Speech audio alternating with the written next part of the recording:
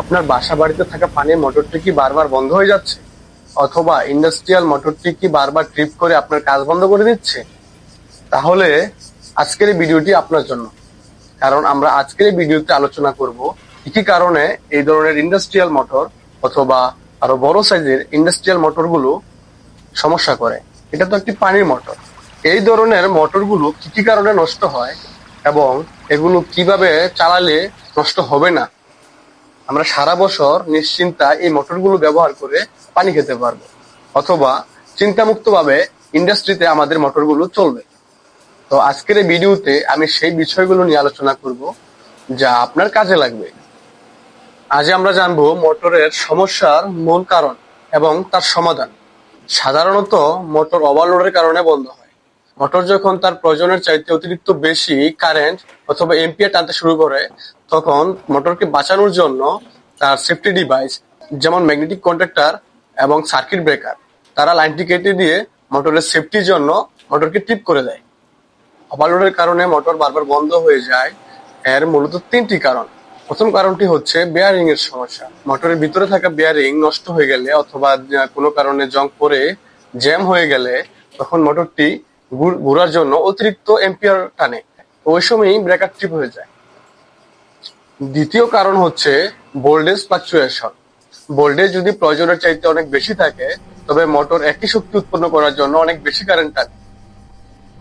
তৃতীয় কারণ হচ্ছে মেকানিক্যাল জ্যাম, যেমন পাম্পের ইম্পেলারে ময়লা অথবা আবর্জনা আটকে গেলে সেটা ঘুরতে পারে না, যে কারণে ব্রেকার ট্রিপ করে যায়, অথবা অনেক সময় মোটরের কয়েলটা পুড়ে যায়।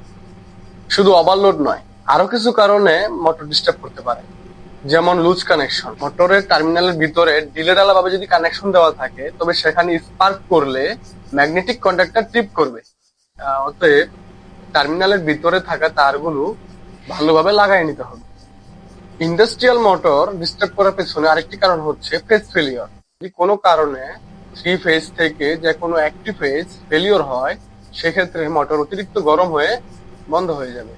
আর বাসা বাড়িতে থাকা এরকম সিঙ্গেল ফেজের মোটরগুলিতে ক্যাপাসিটর দুর্বল হয়ে গেলে বা নষ্ট হয়ে গেলে মোটরটি বো বো শব্দ করে বন্ধ হয়ে যাবে।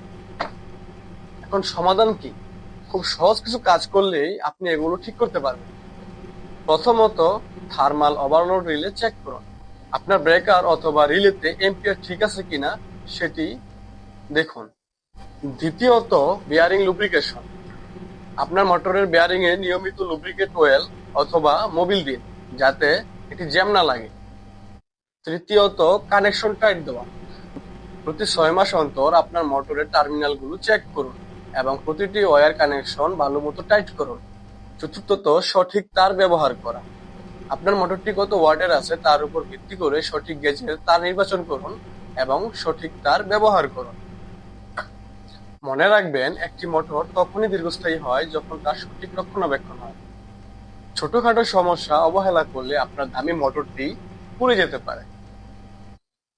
ভিডিওটি ভালো লাগলে সাবস্ক্রাইব করুন এবং এই ধরনের টেকনিক্যাল টিপস পেতে আমাদের সাথে থাকুন। ধন্যবাদ। আল্লাহ হাফেজ। সাবস্ক্রাইব করুন এবং এই ধরনের ইলেকট্রিক্যাল মেকানিক্যাল টিপস পেতে আমাদের সাথে থাকুন। ধন্যবাদ। আল্লাহ হাফেজ।